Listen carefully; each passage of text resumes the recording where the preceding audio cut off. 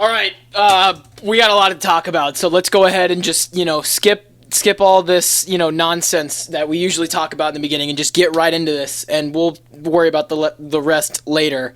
My name's Alex King. Welcome to the Throne Room. So if you're a Cowboys fan, congratulations, I guess, because we've survived the Jason Garrett era. We've done it. So, I don't really care what you think about Jason Garrett. Listen, the point is that, you can't really win with the guy. I mean, you can win. You can make it to the playoffs. You can get to the second round.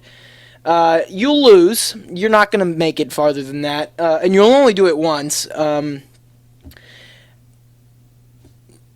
was a terrible season for us. And, the stereotype of Cowboys fans always saying, like, hey,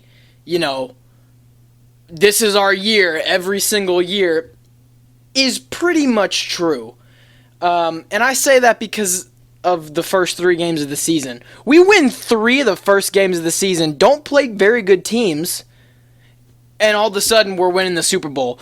We already won the Super Bowl after week 3, apparently. And, people don't understand that there's a lot more to football than just that. So, crackheads. All of them are crackheads. We're all crackheads, I guess. And so that's the thing. I mean, do I like Jason Garrett? I'm sure he's a great guy. I mean, he has history with Dallas. I mean, I'm sure he's a good guy. I'm not going to be out here slandering Jason Garrett, but it kind of speaks volumes when you're coaching a team that has talent light years ahead of any other team. I mean, one of the greatest offensive lines in the league. Dak Prescott is not just a mediocre quarterback. He's very skilled. Ezekiel Elliott, arguably the second best running back in the NFL behind Christian McCaffrey. Amari Cooper, who's a star wide receiver. A pretty solid defense. I mean, I know Leighton Vander Esch is hurt, but he's the star of that team behind Sean Lee. I mean, a great team overall. A great team. And you still can't win. Not to mention, we're in the worst division in all of the NFL, and we still lose the division. We still lose the division. How are we in the worst? How are we in the worst conference? The worst division. We're in the worst division in all of the National Football League, and we lose the division?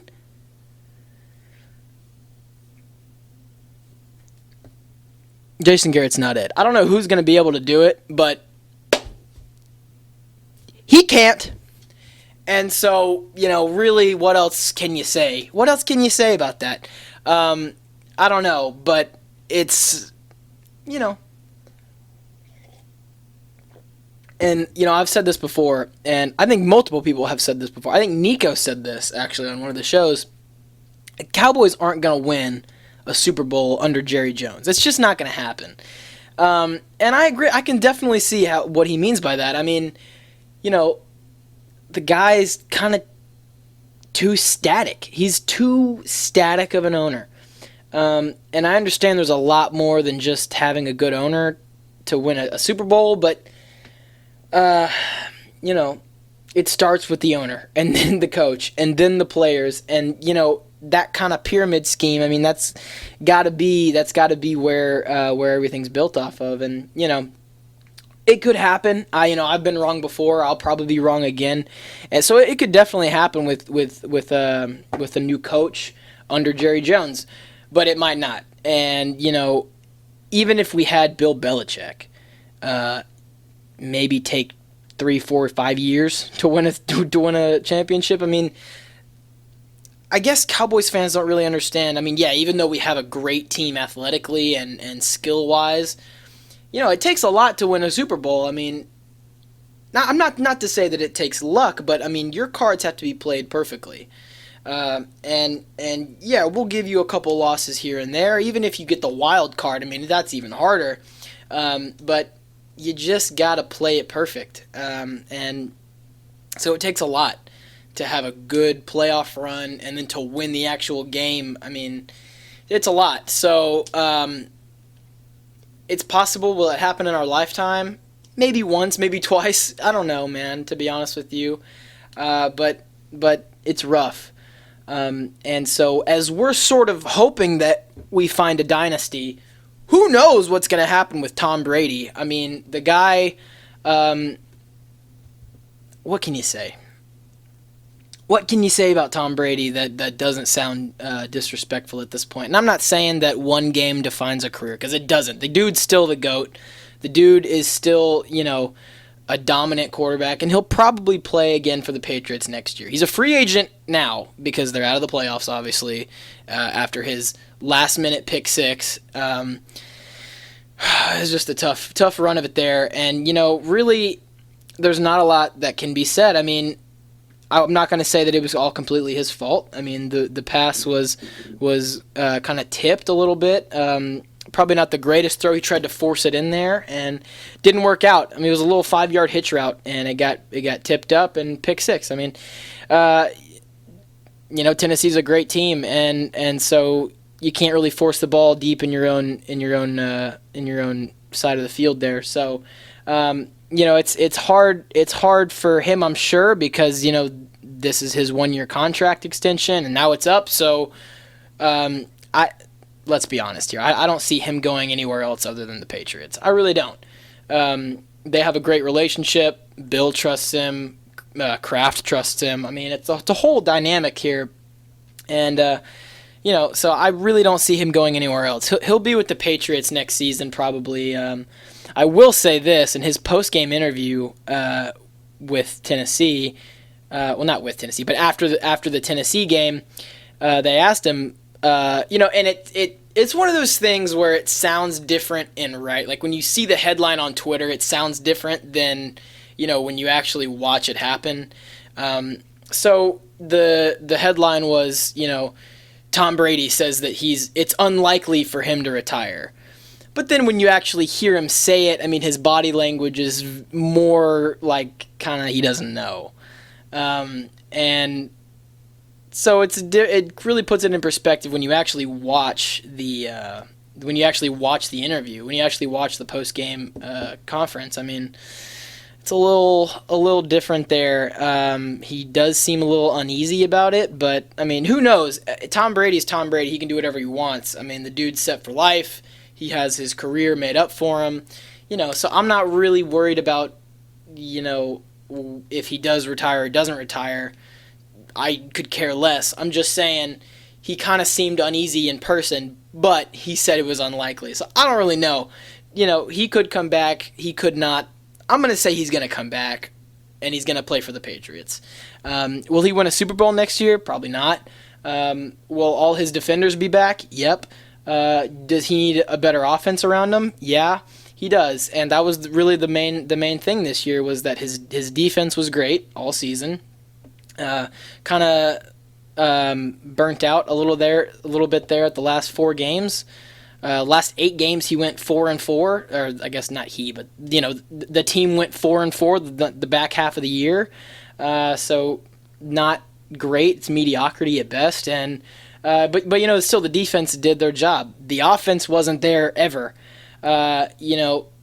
Normally the Patriots have a high-powered offense, and there's a lot of weapons around Tom Brady, and Tom Brady doesn't have to, I mean, he never runs, but he doesn't have to feel like he has to. I mean, normally when a team doesn't have the wide receiver options, I mean, quarterbacks have to scramble, they have to run, and, it's not a great time.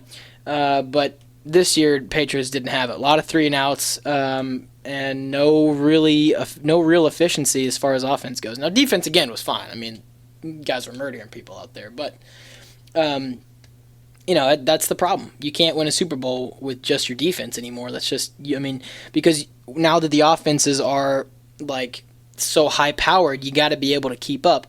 And that's the other thing too. And I talked to Nico about this a long time ago on one of the shows. Like the term best defense, like that's changed. That has a whole new meaning now. I mean, normally when you think about, like, even 5 years ago, 5 years ago or 10 years ago, if you said to me, hey, this team has a great defense, like a championship defense, I'm thinking you can't run on these guys. The secondary's nasty. Like think Seattle.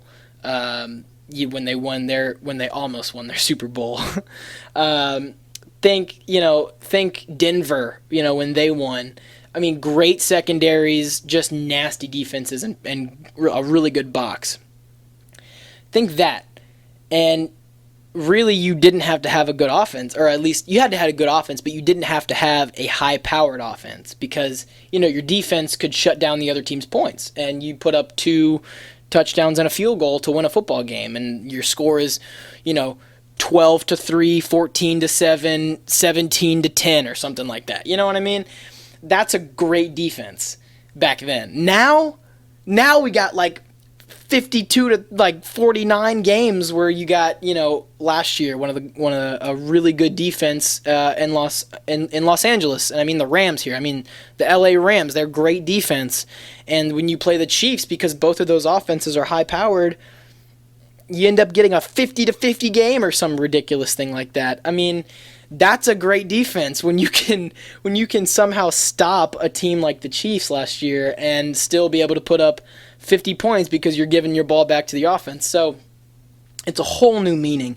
And literally we are seeing this, and like last year to this year, everything has changed. It started last year, but I mean, everything is different now. And a great defense now is different than a great defense 2010, 5 years ago. And it's wild, man, because we are literally seeing the evolution of the game. It's so much more it's so much faster. Not as much emphasis on the run. Now we got Saquon Barkley and Christian McCaffrey catching passes, and that's how they're getting their all-purpose yards. They're receivers now, effectively. I mean, they're still running the ball from scrimmage, getting 80 to 100 yards a game, but normally the number one running back in the league 5-10 years ago was getting 150 to 170, 200 yards a game.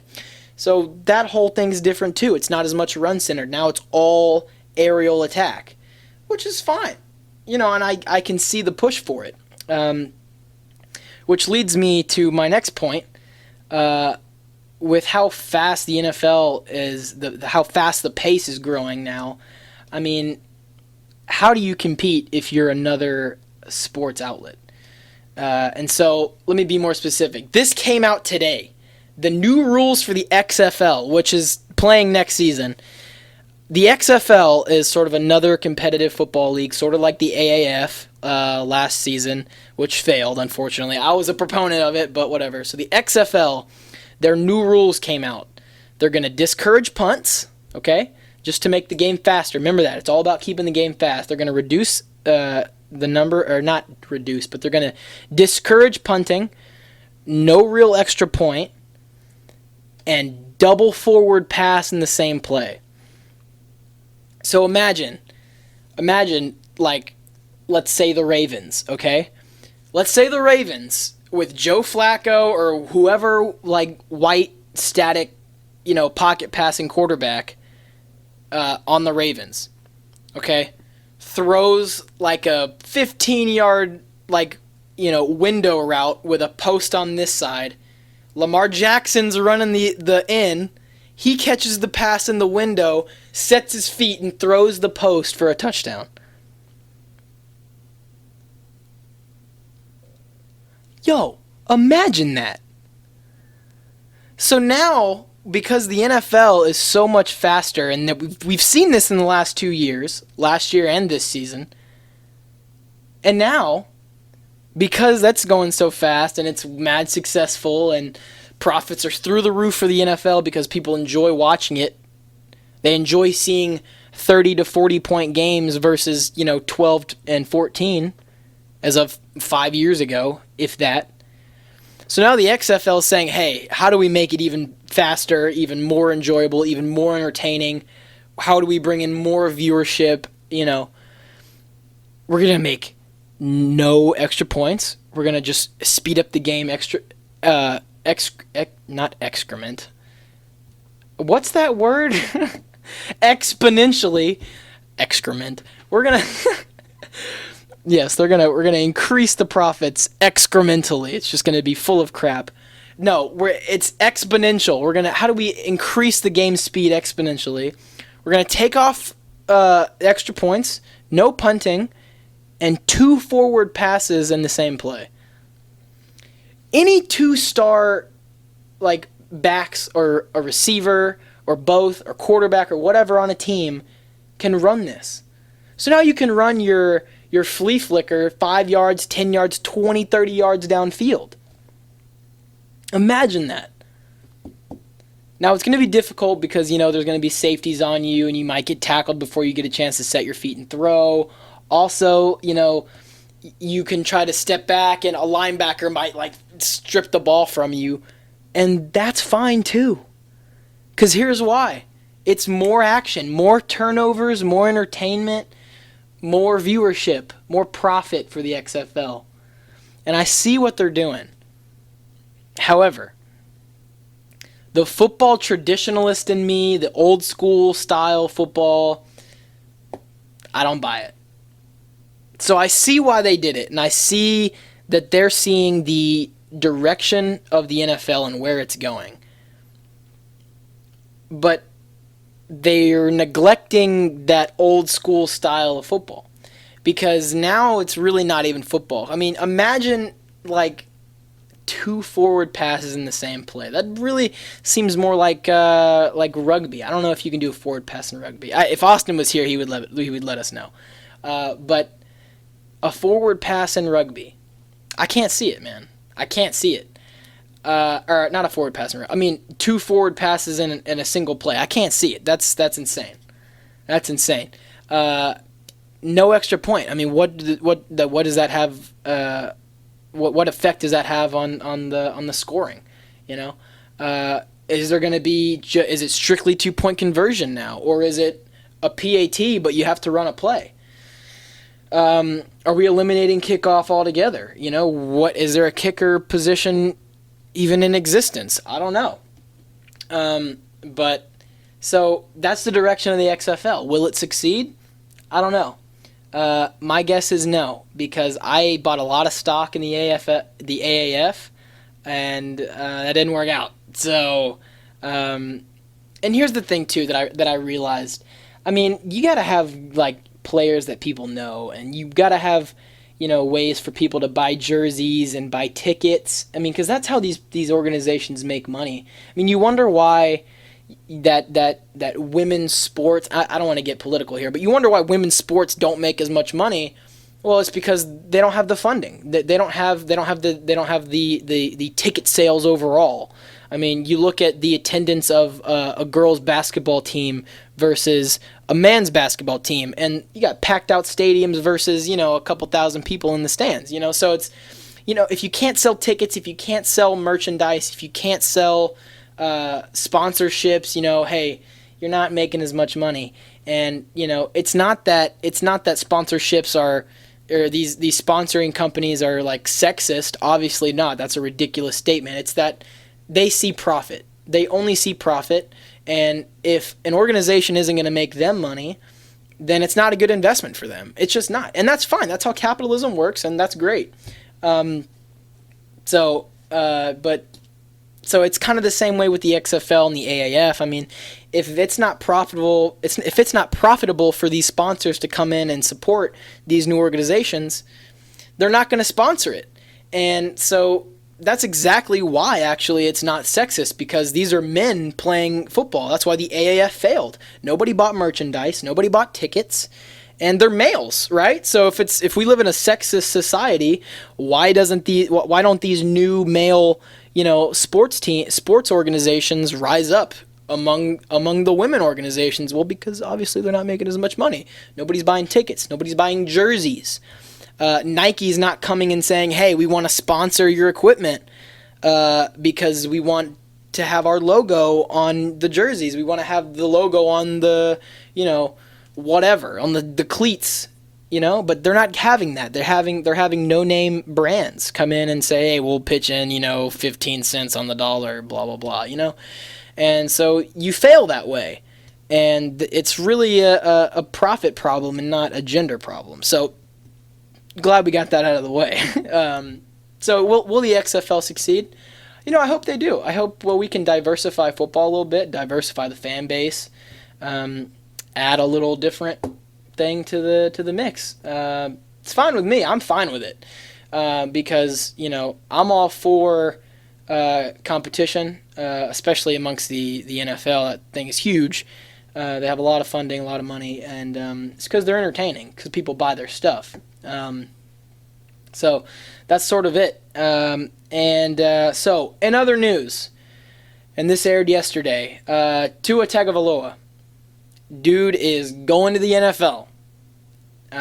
Even after his injury, there's a lot of conspiracy, I guess, or so much rumors, I guess, saying that, he's not going to have a lot of ability to show himself in pro day or in the combine, or he's not going to be at his full potential to succeed and to get drafted by an NFL team because he's injured. I mean, the dude came off of an injury. He didn't get to show himself this season, and it's unfortunate because the guy's super talented. I mean, arguably one of the greatest quarterbacks in the last couple of years in football. I mean, it's really him and Trevor Lawrence. Then you got, Jalen Hurts and Kyler Murray in the mix there. But, I mean, those handful of guys, really are the stars of the last couple of years. You add Joe Burrow in one season. But that's one season. I mean, I don't really count that. That's one hot season. I mean, Trevor Lawrence, Tua Tagovailoa, Jalen Hurts, Kyler Murray, those guys have been doing it for multiple seasons. So those guys are the handful in the last couple of years that I would say are like the top dogs as far as quarterbacks in college football goes. So, dude got injured, and he can't really show himself as much as he would like, I'm sure, to these teams that want to recruit him, that want to sign him. And so it's tough. It really is tough because, you know that he can do so much. He's a smart kid. He's not that big, but he's a strong kid. He's got an arm on him, and he's got some legs on him. So it's sad to see that he might not be able to reach his potential. Now, I can see it from both sides here, because imagine if he went into the next season, his senior season, and his injury continues to bother him in college. This is really, he's taken a risk here, but this is really his last chance to get in before it's too late, because the clock's ticking down, and if he goes into another season of college football, that injury could wear at him again, and now he's even more behind for the NFL draft, for the combine, for pro day, for all that. And it's so I definitely see why he's doing it. I can definitely see what is causing that. And so I'm all for him. I want him to be successful. A lot of people are saying he's going to Miami. He's going to the Dolphins. Cool with that. Fine with it. Cool. Dolphins need a good quarterback, to be honest with you. So I'm all for it. We never really talked about A&M's ranking. Their recruiting ranking for this season, for the upcoming year. Now, last year they were nationally ranked, fourth? They were fourth in the nation as far as recruiting, third in the SEC. They went down a couple ranks this season, and it's because they don't have as many five-star recruits. I think we got one five-star recruit. It's Damon Dames, wide receiver, five-star wide receiver from Tomball, Texas. Great guy. So we're nationally ranked sixth this season. Going in SEC ranking is fourth. So we just kind of dropped down marginally a little bit there. Now, if you remember, we were second in the SEC West last season, and now we're like, what was it, fourth maybe? I think we're fourth in the SEC West, which is, come on, you can't do that in the SEC. It's just because now that we're playing good teams, playing the best teams in the country, we're playing the number 1 and 2 seed 3 times this season. No team can say that. We had the hardest schedule in all of college football this season. You got to back that up with some recruiting, and I get it because our schedule, our ranking wasn't that great, and it's rough. But those recruits from last year will be playing this upcoming season, and so that's a great thing for us, because now we're going to have some firepower behind us, and we didn't do bad in recruiting this season either. You look at Damon Demas, I don't know. Wide receiver, 6'3", 182. Okay, fast guy, 5 stars. Okay, Jalen Jones, safety, 4-star. A lot of 4 stars. Donnell Harris, 4-star wide receiver. Okay, Haynes King, he's a dual threat quarterback, 4-star. Okay, Longview, Texas, 6'2.5", 190. Okay, I like it. Antonio Doyle, all right, inside linebacker, 6'3", 230, 4-star recruit there. We need a better defense, so hopefully he'll help us in the box. So just a lot of these guys, 4-star. Fadil Diggs, defensive end, 4-star, 6'5", 230. Antonio Johnson, 4-star safety, 6'3", 180. Chris Morris, guard, 4-star guard right there. So we got pretty good players. As far as 5-star recruits, only got 1 there, but still, a national rank of 6 isn't bad. It's better than TU, and it's the fourth best. It's the fourth. It is the 4th best in the SEC. Okay, I got it out. I had a stroke. I started smelling toast, but I'm fine. So I'm okay. I'm not worried. I'm a little disappointed that we moved down, but I know why we did. It's because we had the hardest schedule, and we kind of had a mediocre season. But I will tell you this. I will make this point. A mediocre season, playing the number 1 and 2 teams 3 times this season, is better than a mediocre record playing Big 12 schools that barely are ranked. Shout out to TU for being mediocre, playing not good teams. Meanwhile, we're playing Alabama, LSU, Clemson, Auburn, Georgia. Come on here. You played Oklahoma and Baylor and think you're cold. You're not, okay? Baylor was overrated. Oklahoma was a very good offense with a terrible defense. We're playing well-rounded teams and losing. That's it. That's all I gotta say, all right? I will say this. I'm very sad that we almost lost to Arkansas. That was sort of a problem. Also, thank God that Kellen Mond is out of there, because that dude had some problems, and, we're absolved. So really, I'm free at last because Jason Garrett's gone, okay, and Kellen Mond is gone. So my 2, enemies that are on the same side, really, they're gone. So we're fine. Yeah, man. So it's a lot. It's a lot. NFL playoffs are coming up soon, so I want to get to that as well. But before I do that, go check us out on Spotify, Apple Podcasts. Go to Apple Podcasts, that purple icon on your phone, and give us 5 stars, and then write a review. Don't know why you have to do it, but you need to do it because it helps us out a lot. It helps us grow up the charts. Also, bonus episode is being recorded tonight. I don't know if I said that yet, but it's being recorded tonight. Bonus episode. It's going to drop here in a couple days, but it's only going to be on patreon.com/THETHRONEROOM. That's PATREON/The Throne Room.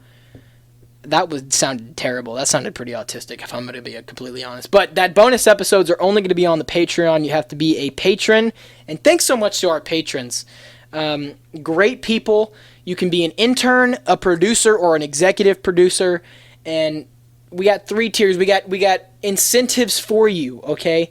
Go do that. Go shout us out on social media. Go follow us on social media. The Throne Room on Instagram and Twitter. Really, that's the only spot I got. So, playoffs in the NFL. Let's get to them. Wow. So, here's kind of where I'm not at a loss, I guess, but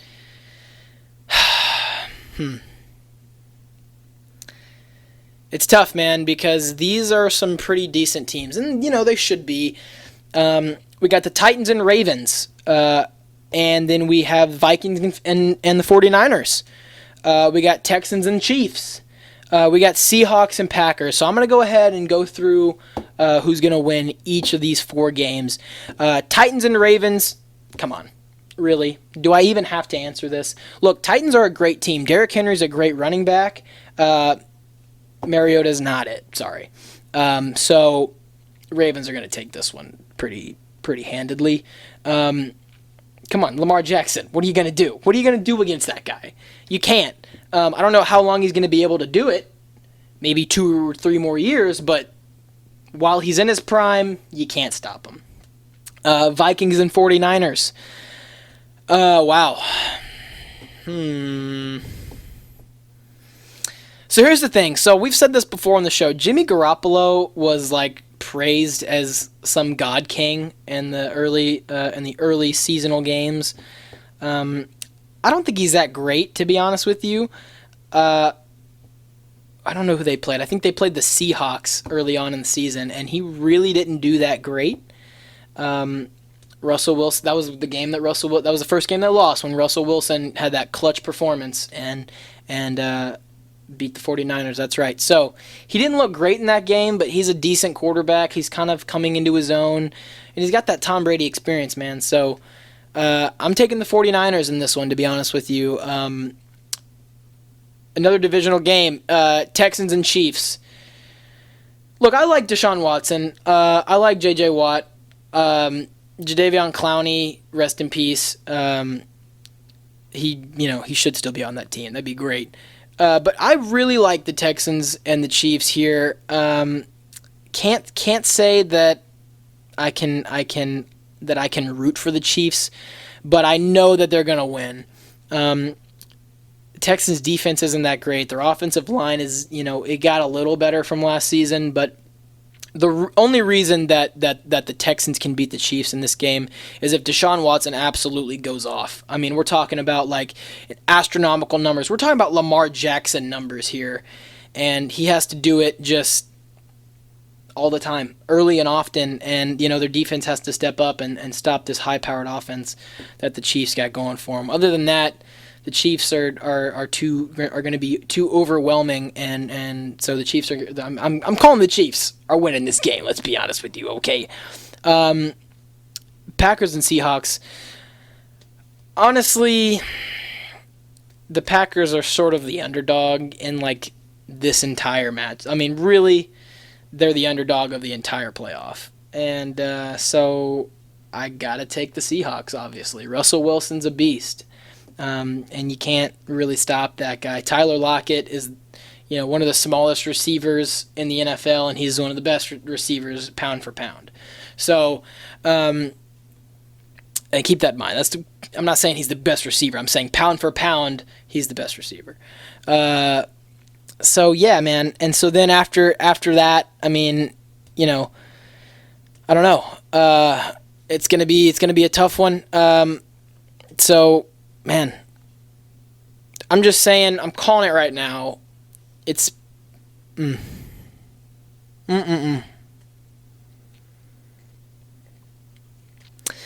Yeah, I'm saying the Ravens are going to win the whole thing, man. Because honestly, in the era of high-powered offense, how do you stop Lamar Jackson? I mean, realistically, how do you stop that guy? I don't know a good way that you can. It's just so hard to do that, and so I got to take the Ravens to win the whole thing. Maybe my second choice is the 49ers or the Chiefs, or the Seahawks, man. I don't know. Oof. Yeah, I'm going Ravens as my first pick to win. Then I'm going Seattle as my second choice to win, and then the 49ers, I think, and then the Chiefs.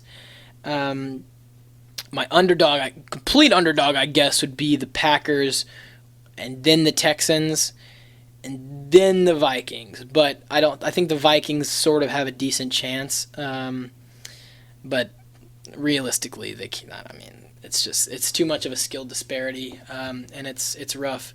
So those are my picks for the playoffs. Glad we got this episode done because I had a lot on my mind. But I've been doing good. No, I've been doing really good. Thanks so much for asking. Been working out every day. Been working from home. It's been great. This week has been perfect, man. Like, I found out that I got a bunch of these scholarships, so this next semester is going to be easier to work with, to pay off. Been working from home, been making good cash while I'm, not having to travel. I am going to have to travel these next 3 days, though. But that's fine, too. I enjoy traveling. Yeah. Excuse me. Bonus episode coming tonight. Check it out. Thanks so much for watching and listening. And y'all are awesome. I love y'all. Become a Patreon. Become a Patreon. Do you understand that? Become a Patreon. Become a patron. Dadgummit. Anyway, I hope y'all have a blessed day, and always remember that drink your Ovaltine, I guess. I don't know.